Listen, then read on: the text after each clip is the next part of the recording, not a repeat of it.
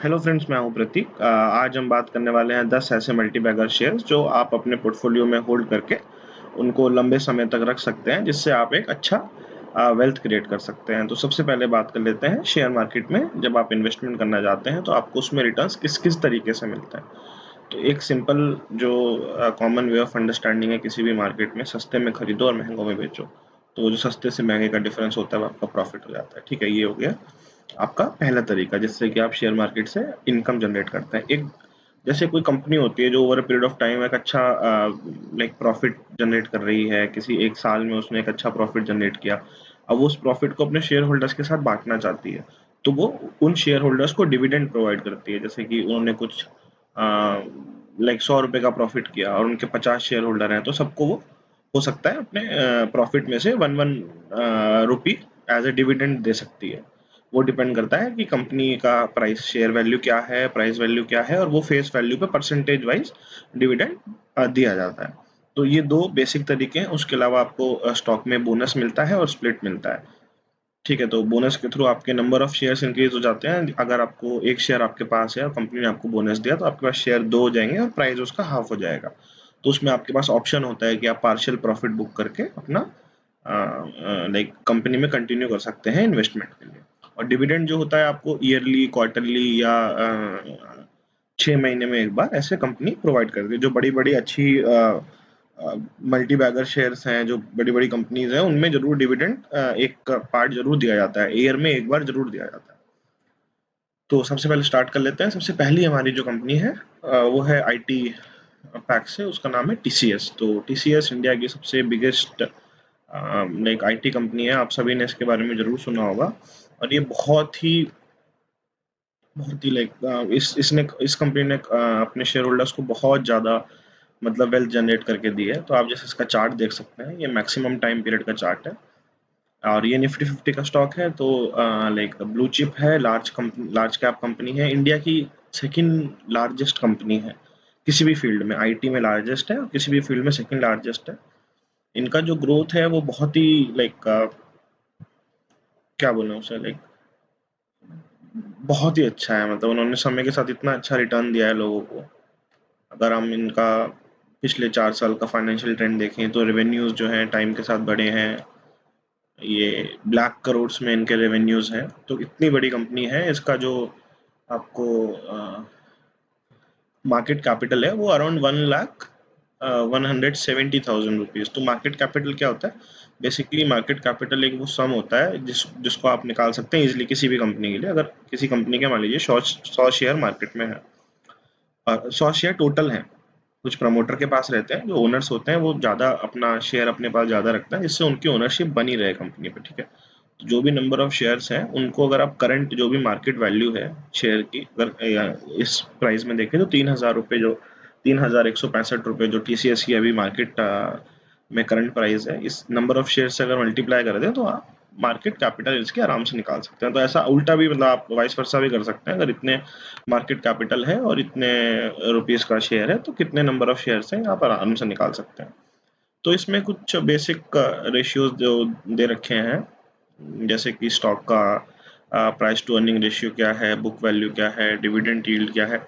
तो ये सब आप मतलब इतना, ये बेसिक जब हम किसी भी स्टॉक की फंडामेंटल एनालिसिस करते हैं तो ये सब रेशियोज आपको एक पॉजिटिव या नेगेटिव सिग्नल देते हैं। आप इन रेशियोज के बेसिस पे हम किसी शेयर को नहीं बाय सेल करते, बट हाँ, ये रेशियोज भी बहुत इंपॉर्टेंट है। अगर कोई कंपनी एक ऐसा अच्छा रेशियो मेंटेन कर रही है तो इसका मतलब है कि उसने कंसिस्टेंट पिछले टाइम में अच्छा परफॉर्मेंस दिखाया है।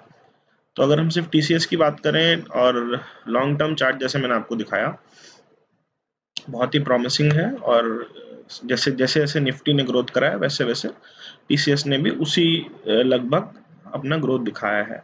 तो अगर आप इसमें आईटी उस आईटी लाइक साइड से सोच के टीसीएस पे बेट लगाना चाहते हैं तो बहुत ही सेफ और सिक्योर कंपनी है। बहुत ही लार्ज कैप कंपनी है, इसके प्रमोटर्स बहुत अच्छे हैं, इन्होंने टाइम के साथ अच्छे डिविडेंड भी बांटे हैं। और शायद अगर अभी हम डिविडेंड की बात करें इस ईयर, लाइक कोरोना टाइम में भी इन्होंने डिविडेंड्स डिस्ट्रीब्यूट करे हैं अपने प्रॉफिट के शेयर में। लाइक देखिए 2020 में ही लगभग 4 बार इन्होंने डिविडेंड बांटे हैं, 12 रुपए, कुछ 6 रुपए, 5 रुपए, 12 रुपए। तो एक साल में आपकी डिविडेंड से भी काफ़ी, मतलब आपको जैसे आपने एक शेयर में इन्वेस्ट किया तो उसमें 4 से 5% तो आपको डिविडेंड ही मिल जाता है over a period of 1 year. मतलब अगर हम इस सबको ऐड कर दें तो ये 2-3-4% बन जाता है। तो ये मतलब हर तरीके से अच्छी है कंपनी, प्रॉफिट बहुत अच्छा है, रेवेन्यूज अच्छे हैं, प्रमोटर्स अच्छे हैं, बोनस देती है, लॉन्ग टर्म में इसने लोगों को बहुत रिच किया है। अगर हम एसआईपी स्टार्टिंग से करते हैं, जब से मतलब पिछले 5 साल का इसमें दिखाता है टिकट टेप में, तो इसने लगभग लगभग 89% रिटर्न दिया, वो भी इसमें हम कोरोना पीरियड इंक्लूड कर रहे हैं। तो ये बहुत ही अच्छा शेयर है। इसमें आप मतलब अगर आईटी में आपको किसी को बेट करना है सेफ और सिक्योर, आप इसको जरूर चूज कर सकते हैं, इसको आप अपने पोर्टफोलियो में ऐड कर सकते हैं, डाउट नहीं होना चाहिए, बहुत अच्छा, मतलब बहुत ही अच्छा शेयर है। उसके बाद बात कर लेते हैं दूसरा जो हमने शेयर चूज करा है, जो है हिंदुस्तान यूनिलीवर, HUL। तो इसके बारे में भी आपने जरूर सुना होगा। इसके कुछ प्रोडक्ट्स मैं दिखाना चाहूंगा, जो इनकी ब्रांड्स हैं। तो ये कुछ प्रोमिनेंट ब्रांड्स हैं, जरूर आपने ये घरों में मतलब आपके घर में भी कुछ ना कुछ ऐसा, कुछ एक ना एक प्रोडक्ट तो इसका जरूर यूज होता होगा। ये बहुत ही अम, बहुत मतलब बहुत ही बड़ा मल्टी बैगर शेयर है। HUL ने लोगों को बहुत बहुत पैसा दिया है और ये हमेशा मतलब देगा, क्योंकि ये आपके घरों में जगह बना चुका है। ये ऐसी चीजें हैं कि आप मतलब जैसे ये यूज करेंगे ही करेंगे। और अभी जैसे इंडिया ग्रोथ अभी दिखा रहा है, अभी हमें बहुत आगे बढ़ना है। मतलब अभी 80% जो इंडिया की पॉपुलेशन है उनको एक्सपोजर ही नहीं मिला है बहुत सारी चीज़ों का। बहुत सारी कंपनीज हमारी जो मल्टी बैगर्स बन चुकी है, उनके पास बहुत स्कोप है एक्सपेंशन का। जैसे सबसे कॉमन तो जैसे आप डिटर्जेंट पाउडर, ये सब चीज़ें तो आपके घर में मतलब आती ही होंगी, ठीक है। तो ये पियर्स हो गया, या जो भी इनके ब्रांड्स हैं, Fair and Lovely, Vaseline, Pond, Sunsilk, ये सब मतलब बहुत ही कॉमन, ये इनका मतलब ये इनके ब्रांड्स हैं, ये चीज़ें ये लोग सेल करते हैं। इनका भी जो रेवेन्यू और जो प्रॉफिट है वो कंटिन्यूअसली इंक्रीज कर रहा है। तो मतलब मेरा क्या पैरामीटर है किसी भी कंपनी को सिलेक्ट करने के लिए, कम से कम 5 साल तक उसका रेवेन्यू इंक्रीज करना चाहिए, उसका प्रॉफिट इंक्रीज करना चाहिए। ऐसा नहीं है कि मैं सिर्फ बेचे ही जा रहा हूँ, मेरे को उसमें प्रॉफिट कुछ नहीं हो रहा है।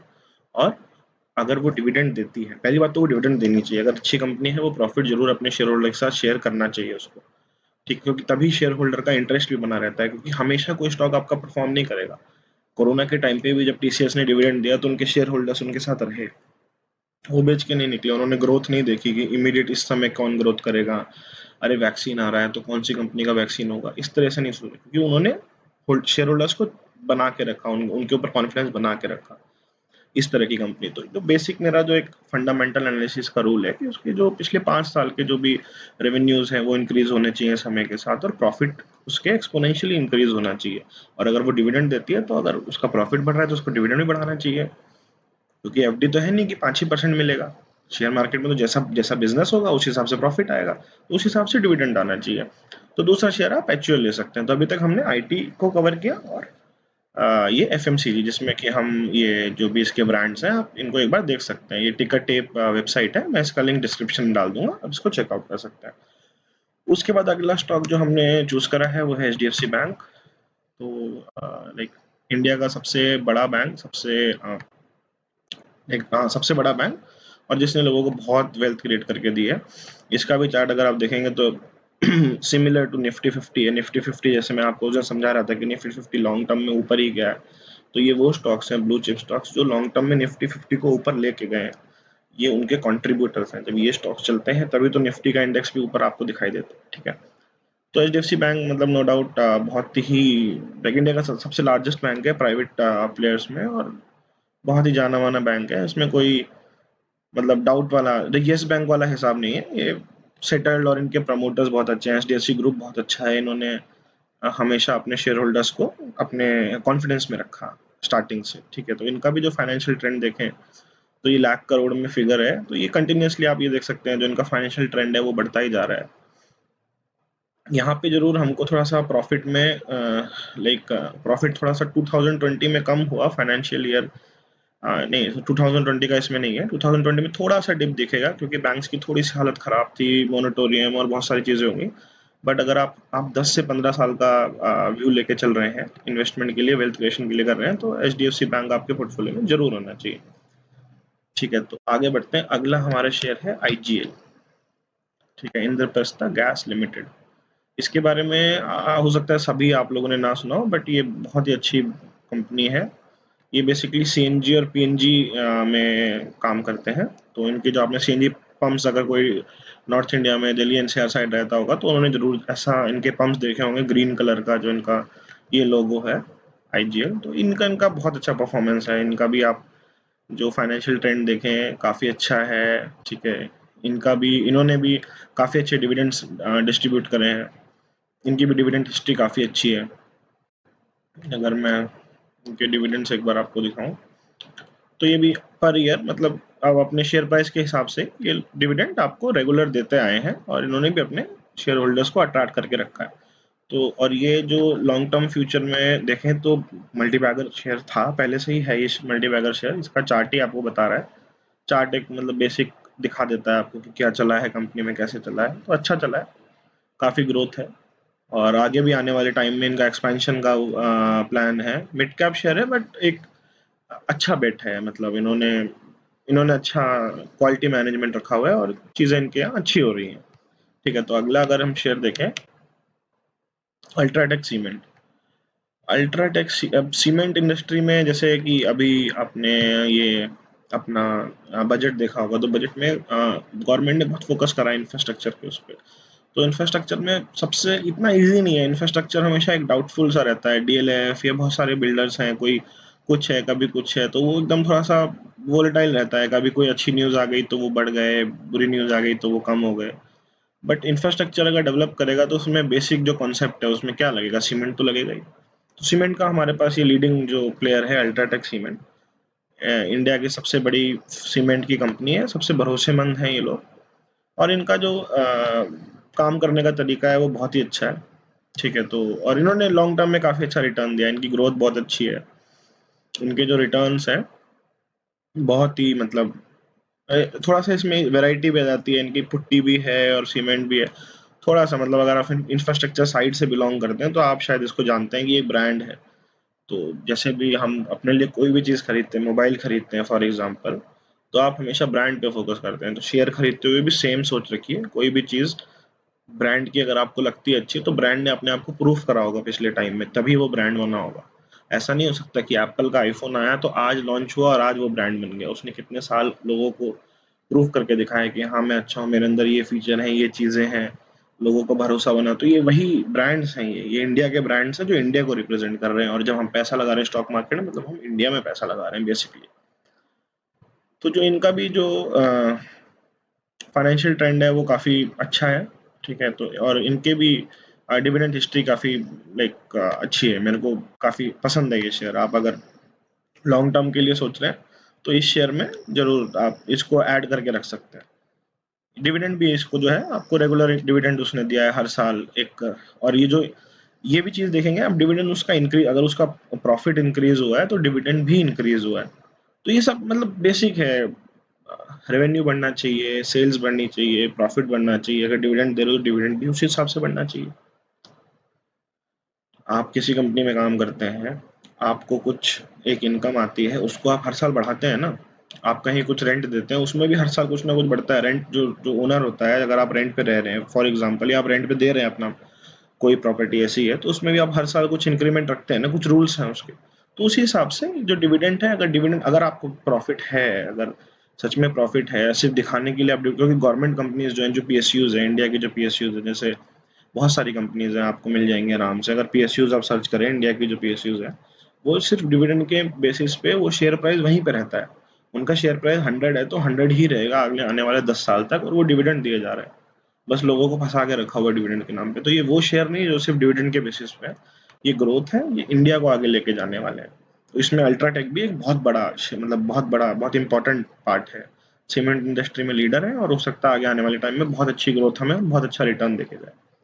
तो अभी तक 5 शेयर हो गए हमारे, TCS, HUL, HDFC bank, IGL और अल्ट्राटेक सीमेंट। अब जो अगला शेयर है उसका नाम है बजाज फाइनेंस, ठीक है। तो ये जो मैंने शेयर्स चूज करे हैं, जो भी एनालिसिस करके मैंने ये सेलेक्ट करे हैं, ये सब टॉप क्वालिटी और ब्रांड्स हैं, इंडिया के मेजर ब्रांड्स हैं। तो क्योंकि अगर आप अपनी हार्ड अर्न इनकम कहीं इन्वेस्ट करना चाह रहे हैं तो किसी एक सिक्योर जगह पे ही इन्वेस्ट करनी चाहिए। और शेयर मार्केट जहाँ पे इतना लोग डराते हैं कि कुछ नहीं होता है, सब रिस्क है, तो ये वो चीज़ें हैं जो मतलब ये मलाई है एक तरीके से, ये शेयर मार्केट की मलाई है। ये निफ्टी 50 के वो स्टॉक्स हैं जिन्होंने निफ्टी 50 को इतना ऊपर पहुंचाया है।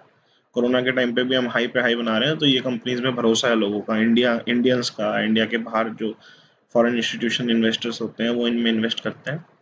तो बजाज फाइनेंस की बात कर लें तो बजाज फाइनेंस बहुत ही बहुत ही अच्छा ग्रुप है। Bajaj finance, Bajaj Finserv, Bajaj Allianz, इन्होंने जो ईएमआई की, मतलब ईएमआई के किंग कहा जाता है इंडिया में इनको, तो इनका भी जो फाइनेंशियल ट्रेंड है वो देख सकते हैं आप, एक अपर मूवमेंट में जा रहा है। इनके प्रॉफिट्स भी एक्सपोनेंशियली उसी हिसाब से ग्रो कर रहे हैं। ठीक है, तो ये एक अच्छी कंपनी है, इसको आप अपने रडार पे रखिए। इसको आप, अगर आप, हाँ, इन्वेस्टमेंट अगर आप करना चाहते हैं तो लमसम इन्वेस्टमेंट अगर करना चाहते हैं तो शायद इस समय थोड़ा-सा मेरे को लगता है एक्सपेंसिव है। कोरोना अभी वापस आ रहा है तो मार्केट में थोड़ा-सा करेक्शन की उम्मीद लोग कर रहे हैं, बट ऐसा कभी मार्केट उम्मीद के हिसाब से चलता नहीं है, उम्मीद के एकदम उल्टा चलता है मार्केट। तो थोड़ा-थोड़ा अगर पार्ट बाय पार्ट इन्वेस्टमेंट करेंगे ज़्यादा अच्छा है। इसका भी अगर आप बास्केट बनाएँगे तो लगभग-लगभग 20-25 हज़ार का तो बास्केट बनेगा ही मिनिमम। तो पार्ट बाय पार्ट करिए, एसआईपी करें तो बहुत ही अच्छी बात है। आप पर मंथ कुछ अपना, हर इन जो बास्केट में आपको दे रहा हूँ इसमें एक-एक शेयर ऐड कर लीजिए। जितना भी, मतलब अगर एक कोई सस्ता है 2 कर लीजिए, जैसे आईजीएल का थोड़ा प्राइस कम है उसको 2-3 कर लीजिए। आप मंथली नहीं इतना अफोर्ड कर सकते तो आप क्वार्टरली इन्वेस्टमेंट कर लीजिए, बट एक सिस्टमैटिक वे में करेंगे तो ज़्यादा रिटर्न्स की उम्मीद है। तो इसमें भी अगर हम डिविडेंड ट्रेंड देखें तो इन्होंने भी अपना डिविडेंड, मतलब थोड़ा बीच में थोड़ा अप डाउन था, बट कंटिन्यूअसली इन्होंने डिवाइड किया है, डिविडेंड आपको दे रहे हैं। तो अगर आपका स्टॉक बहुत ज़्यादा मूव नहीं करेगा, जैसे कुछ कोरोना क्राइसिस आ गया, एटलीस्ट आपको डिविडेंड से कुछ रिटर्न आता जाएगा। और लॉस में तो ये नहीं निकलेंगे, ये इंडिया के ब्रांड्स हैं। ठीक है, तो अगला जो हमारा शेयर है वो एशियन पेंट्स। तो ये 7 आपको शेयर हो चुके हैं। ओके, एशियन पेंट्स, तो एशियन पेंट्स पे आप सबने सुना ही होगा, बहुत ही कॉमन स्टॉक है, ब्लू चिप कंपनी है, बहुत ही अच्छी कंपनी है। ठीक है, तो इनका भी फाइनेंशियल ट्रेंड अगर आप देखें तो ग्रोथ कर रहा है, मतलब बहुत ज़्यादा विजिबल नहीं है, बीच में थोड़ा सा आपको इक्वलेंट सा लगेगा, बट इन्होंने अपने प्रॉफिट में ज़रूर ग्रोथ कंटिन्यूस रखी है। कहीं इनके कंपिटिटर्स आ गए, बट ये हमेशा एक अलग ही लेवल पे चले, और ये बहुत ही सेफ और सिक्योर कंपनी है।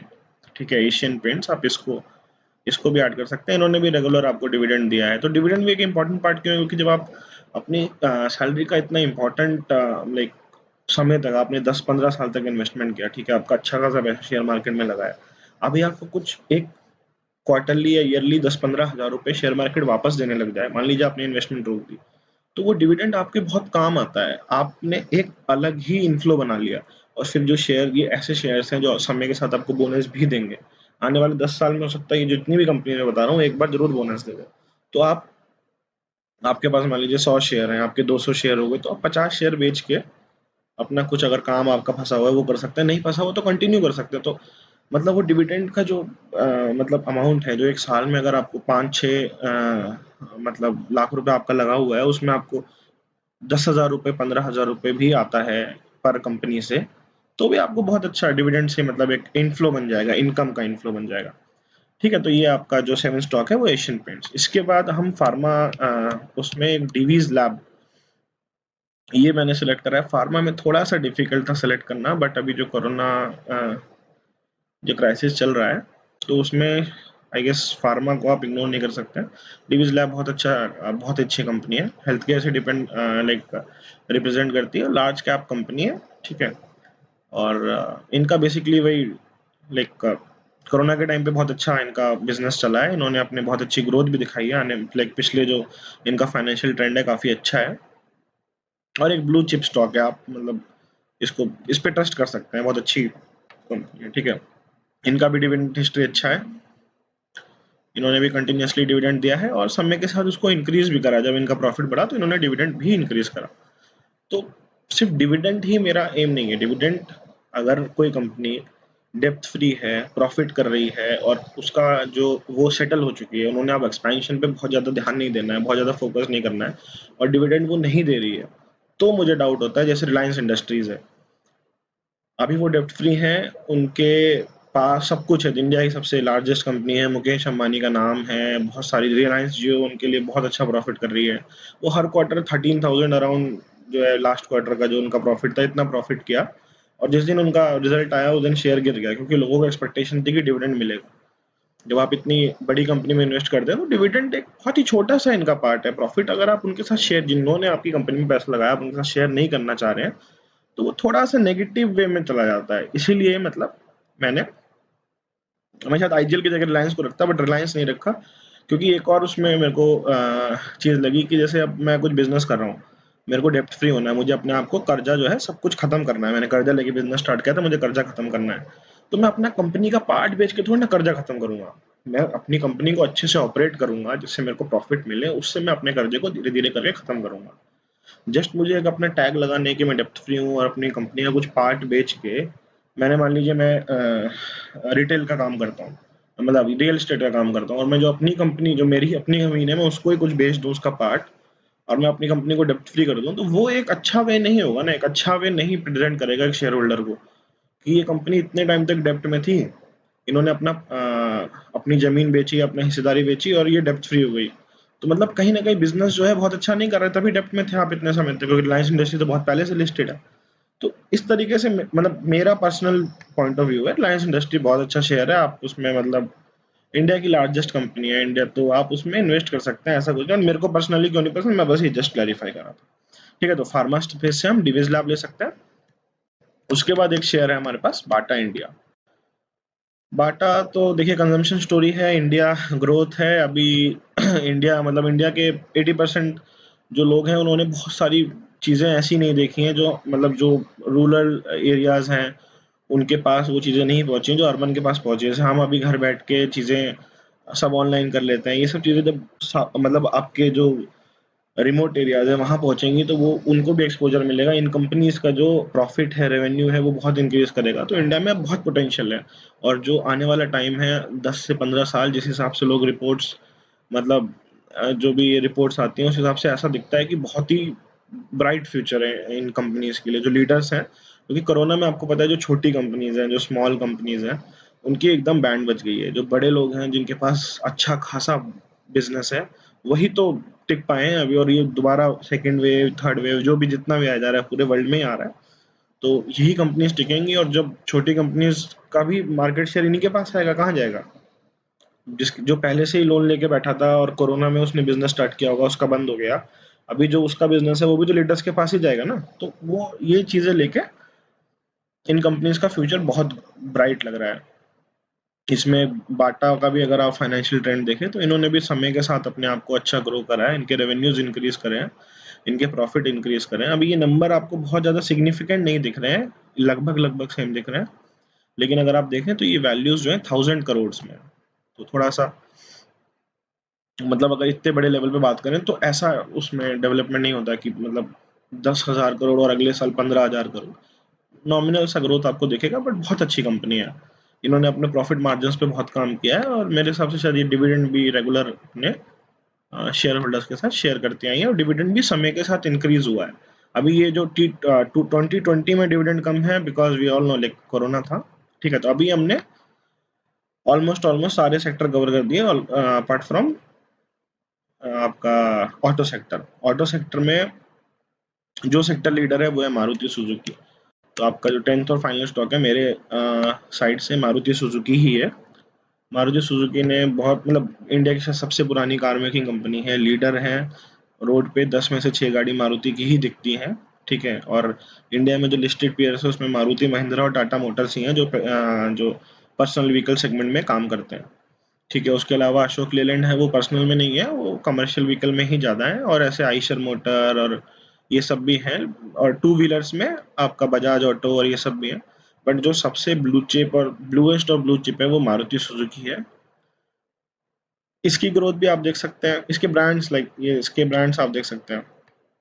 मारुति के बारे में पूरा इंडिया ही जानता है, तो बस जस्ट एक आपको इनकी जो हाईएस्ट सेलिंग जो स्विफ्ट है, स्विफ्ट कार है, इसने एकदम वैगनार, ऑल्टो, ये इसके बहुत हाईएस्ट सेलिंग मॉडल्स हैं। और इनका जो कॉन्सेप्ट है, लाइक अभी सब लोग इलेक्ट्रिक व्हीकल के साइड स्विच करना चाहते हैं कि हम इलेक्ट्रिकल व्हीकल में जाएंगे, इंडिया इलेक्ट्रिकल व्हीकल में जाएगा। बट द ट्रुथ इज एकदम से इतना आसान नहीं है इलेक्ट्रिकल व्हीकल, मतलब दिखता है बट इतना सक्सेसफुल नहीं है।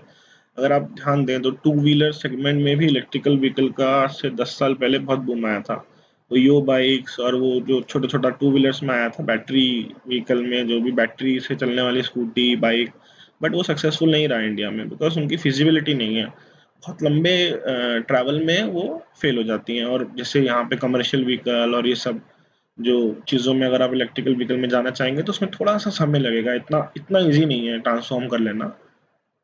और उनकी कॉस्ट इफेक्टिव भी नहीं है। अभी तो इंडिया में शायद लिथियम आयन बैटरीज का मैन्युफैक्चरिंग भी नहीं होता है, एक वो रीज़न है। और उसके बाद एक और रीज़न ये है कि मतलब अगर आप नॉर्मली सोचें कि भाई इलेक्ट्रिकल व्हीकल के लिए क्या चाहिए, इलेक्ट्रिसिटी चाहिए। अभी क्या है इंडिया में 24 आवर्स तो मेरे को लगता नहीं हर जगह इलेक्ट्रिसिटी आती होगी, ठीक है, कमर्शियल में ज़्यादा प्रायोरिटी रहती है तो उनके यहाँ चलता है। बट होम मतलब अभी भी घरों में लोगों के यहाँ मतलब पावर कट्स होते हैं। तो अब इतने पावर कट्स तो होते ही हैं काफ़ी जगह, तो बहुत ज़्यादा दिक्कत भी है इनकी। इसके साथ साथ अगर देश की सारी ही गाड़ियाँ कमर्शियल प्लस पर्सनल व्हीकल सभी इलेक्ट्रिक में चलने लग जाएंगी तो कितना ही शॉर्टेज हो जाएगी। तो पहले हमको हमारे शायद एनर्जी जो सेक्टर है उसको इम्प्रूव करके इलेक्ट्रिसिटी इतनी प्रोड्यूस करनी पड़ेगी कि हम इसको फिजिबल कर पाए। और इनका जो फोकस है वो सीएनजी की तरफ ज़्यादा है और शायद शॉर्ट टाइम फ्रेम पे इनको ज़्यादा प्रॉफिट मिलेगा। इनका ऐसा नहीं है कि इलेक्ट्रिकल व्हीकल से दूर है, इन्होंने भी ईवी पे काम करना स्टार्ट कर दिया सभी की तरह।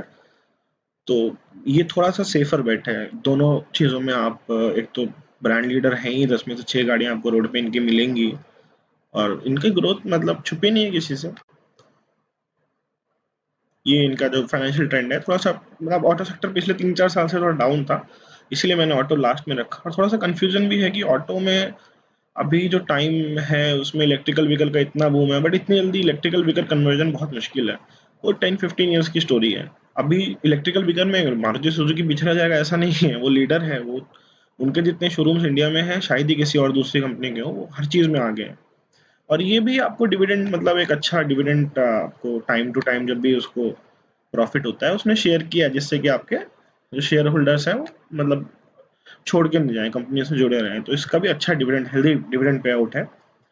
अभी थोड़ा सा प्रेशर में है, मतलब पूरा ऑटो सेक्टर ही, मारुति सुजुकी नहीं। तो ये एक सेफर बेट है कंपैरेटिवली। टाटा मोटर्स भी है एक शेयर जो मैं सोचा था, मेरे खुद के पोर्टफोलियो में टाटा मोटर्स है, बट अगर इन्वेस्टमेंट लॉन्ग टर्म 10-15 साल के लिए बात करें तो ये ज़्यादा सेफर बेट है। टाटा मोटर्स इतना सेफ नहीं रहेगा। तो ये ओवरऑल आपके लिए 10 शेयर थे, 10 एक अलग अलग सेक्टर को मैंने कवर करने की कोशिश की। इसका एक पोर्टफोलियो बना के अगर आप इन सबको ऐड करें तो 7, 20, 30 और लगभग लगभग 50,000 के अंदर आपको ये पोर्टफोलियो बन जाएगा इन 10 शेयर का जो मैंने आपको बताया। इसको आप चाहे तो क्वार्टरली इन्वेस्ट कर सकते हैं, या अगर आपके पास लमसम अमाउंट है, अगर आप लमसम अमाउंट इन्वेस्ट करना चाहते हैं तो एक ईयरली कर सकते हैं। ईयरली आपने 10-10 शेयर इनके ऐड करे, 2 या 3 लाख रुपए जितना भी आपको इन्वेस्ट करना है वो आपने इन्वेस्टमेंट लिया और अपने पोर्टफोलियो में किसी भी एक लाइक अमाउंट से स्टार्ट करके छोड़ दिया। फिर दोबारा कुछ टाइम बाद सेम अमाउंट से ऐसे करके 10-15 साल तक आप इन्वेस्टमेंट इसमें कर सकते हैं। बहुत ही सेफ, सिक्योर और लॉन्ग टर्म में बहुत अच्छा रिटर्न देके जाएंगे। ठीक है, चलिए उम्मीद करता हूँ आपको वीडियो पसंद आया होगा। वीडियो पसंद आया तो उसको लाइक करें, सब्सक्राइब करें चैनल को, और इसी तरीके से आगे मैं सेक्टर एनालिसिस जरूर करता रहूँगा। Okay, thank you so much.